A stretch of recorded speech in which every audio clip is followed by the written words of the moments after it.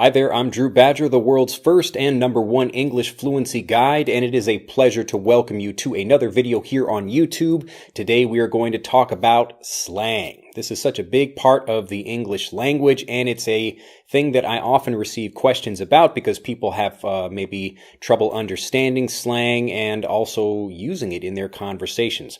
So first of all, just a thing about the English language in general, slang is a really important part of English, and it's such an important part of the language for you to study because even in business situations, so situations where you might not think casual language would be used, slang is often used a lot. And so we do have situations in English which is maybe something different from a language like Japanese. So this is the other language I speak fluently. So in a business situation, you wouldn't really be using slang, but in a business situation in English, people do speak more casually and friendly. Again, it's just the different ways that the language is structured or how people speak. But in general, English is a bit more casual language, especially even when you're speaking in business situations. So because it's such an important thing, I wanted to talk about slang in this video.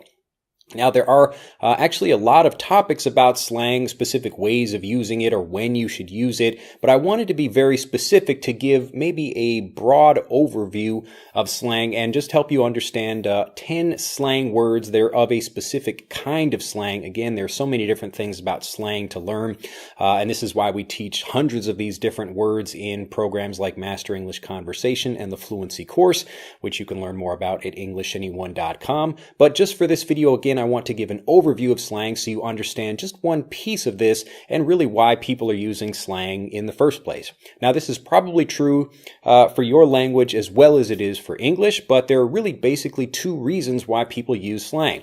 The first one is because it saves time. Often people will be just using slang in conversations because the other person understands what they're saying and they don't use the whole word because they don't have to say it. So the word hippopotamus or the word rhinoceros, for example, these are both words where we can shorten them because people understand what we're talking about. So if we point and say, "Oh, look at that hippopotamus over there," people don't typically say that. They say, "Look at that hippo," or "Look at that rhino," in the case of a rhinoceros. Anyway, the first reason why we're doing this is because we're shortening the language because we want to communicate more fluently and faster because people already understand what we're saying. If we're just cutting any word down, then people might not understand what we're saying. But we have the slang develops as a kind of sub-language or a subset of the language within a language like English, where we can use that because, again, it's faster to say. Now, the other and maybe reason that we don't really talk about, but this is kind of the more important reason why we use slang, is because when we use it, it connects us with other people within a certain group. Now, you would typically have the main English language like what you would see on CNN or other business news programs. This is the way people are trained to speak, so almost everyone that speaks English or understands English can understand what they're saying. But slang becomes part of a subgroup of each of these kind of each of these smaller groups within the larger group of English speakers. So you might have some subgroup within a town or at a university or, a sports team or something like that. But people create their own language, their own words, their own ways of speaking so that they connect with each other. And this is just something we do as people where we have that inside group, outside group connection. So we know who's included in this club and who is not. So if you know the language that native speakers are using or within that particular group, like, again, you don't have to think about, everybody, but really, especially if you were living in a English-speaking country or in an English-speaking country, like America, so in the United States or the United Kingdom or Australia, any of these places will have smaller subgroups. So your community, you might have a particular word or phrase for, an object like a dessert or even like something like a soft drink like Coca-Cola. So it might be a Coke in one place or a pop in another or a soda in another place. And so these, again, are just different words that if you can use them, you become part of that group. And so for these two reasons, it's really important for you to use slang.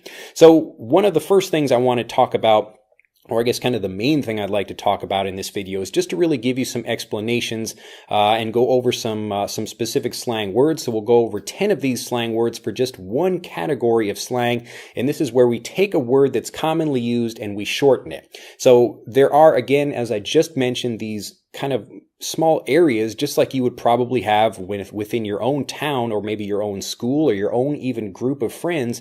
You have your own words and phrases that you use that nobody else understands, and that makes you a stronger group. But these 10 things that we'll cover today are used by pretty much every native speaker, so they are the general slang things that anybody would probably understand. So let's get into these. The first one is legit. Legit, and this is the shortened version of legitimate. Legitimate. So legitimate just means real or correct or true, and you can see it's a longer word, legitimate, legitimate. But we're using this when we just want to speak it in a casual and conversational way. We just say legit, legit. There was an old MC Hammer song back in the 90s, I believe, called Too Legit to Quit. So he's like a really cool guy, and it's like the proper or correct way of doing something.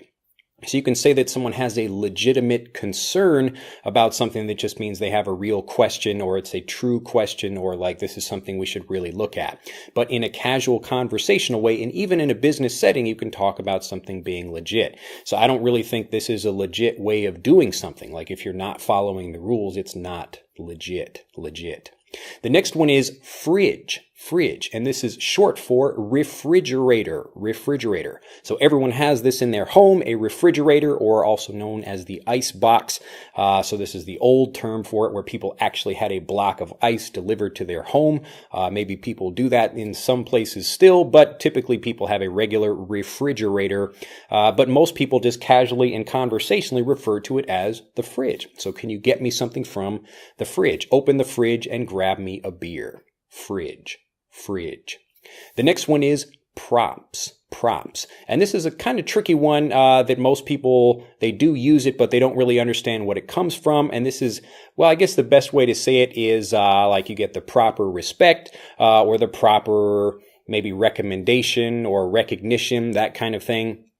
So proper respect or proper recognition just is really just a way of describing, okay, you like did something well, we're going to give you props. So we're going to give you recognition for doing that. But instead of saying something longer like proper recognition, we just say, I'm going to give you props for that. So you can give someone props for doing something that's really a good job. Props, props. The next one is ammo. Ammo. So when you have ammo, this is short for ammunition, and you can describe the physical ammo that you might have for maybe a gun, something like that. So ammo is just talking about the bullets, but it can also mean any kind of resource you have when you're going into war, or if there's like a business disagreement, or you're having a debate with someone. So as an example, if you're having a debate with someone, the ammo you have is all of the different arguments that you might use in that debate. So if you have no arguments, then you have no ammo to use in that debate or that discussion. Ammo. Ammo. The next one, another great business term, is perks. You'll hear this a lot when people are talking about applying for jobs, or if they are offering jobs, and job applicants will say, oh, what are the perks of the job? Or my job has really great perks. Now this is short for the word perquisite. Perquisite. Perquisite. But people will very rarely use the word perquisite. In fact, if you ask people what perks is short for, they probably won't even be able to tell you, because perquisite is just a longer and harder word to say, but really you don't need to use it because perks is much easier and faster. But it just means some kind of benefit or reward. So I really love the perks of my job because I can stand here and record these videos without having to go anywhere special. I don't have to put on a suit or tie. That's one of the perks of my job. Next is abs. So we'll talk about abs, and abs is one of those things because just like any of your other body parts, and abs is your stomach muscles, what people often refer to as a six-pack. If you've got that, it looks like a six-pack of drinks. But if you talk about the different muscle groups, they typically come from Latin. These are longer words like your butt muscles. These are your glutes or your gluteus maximus muscles. And again, that's really long. When people are at the gym, they don't want to talk about, well, I am exercising my gluteus maximus muscles. You just say, I'm working on my butt or whatever. So the same thing for your abs.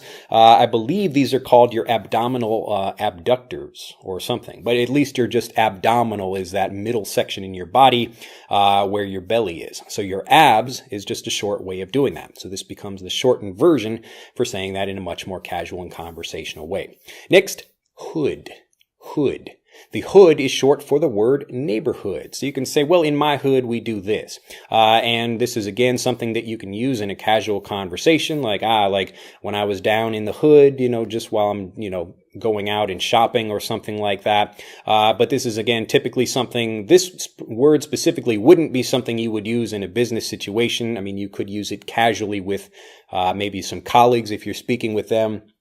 At business, but it's maybe if you want to talk about locations or areas in a business situation, but you can use the word hood when you're talking about things in a casual way. Hood.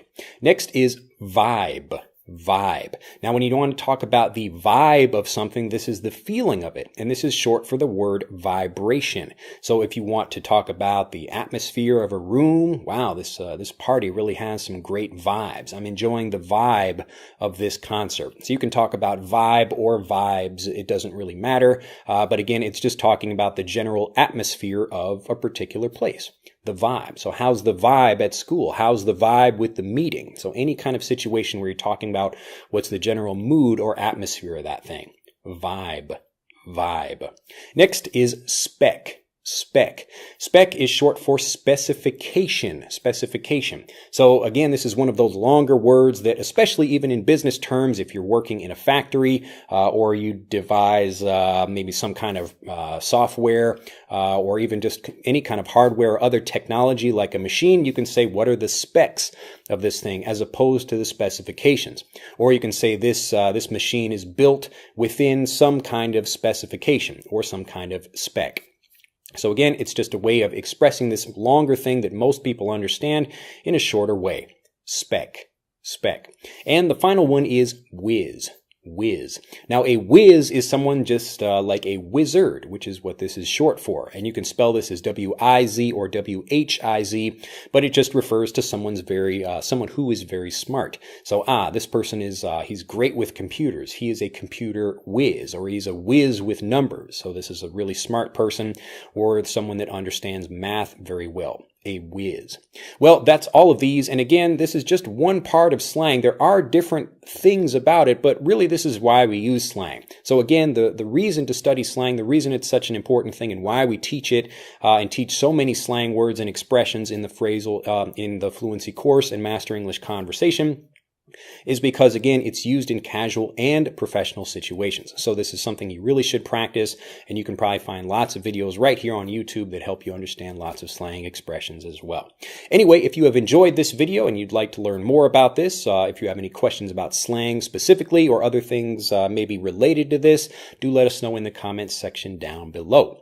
Also, I'm happy to, again, if you want to like this video and subscribe to the channel, that will help us out because we can reach even more people. So do tell maybe, 10, 15, 20, 200, 2,000 people about this video. And finally, the last and most important piece is if you'd like to learn more things like slang and understand vocabulary, especially things like phrasal verbs and idioms, these are all conversational vocabulary in addition to slang that are really important for both casual and professional situations. If you'd like to learn more about these, click on the link in this video or on the link in the description below this video to take our free English fluency quiz. And if your problem is vocabulary, maybe you have trouble expressing yourself naturally when you speak, we can tell you exactly what to do to build a huge vocabulary of conversational English quickly. Well, that's it for this video, and I look forward to seeing you in the next one. Bye-bye.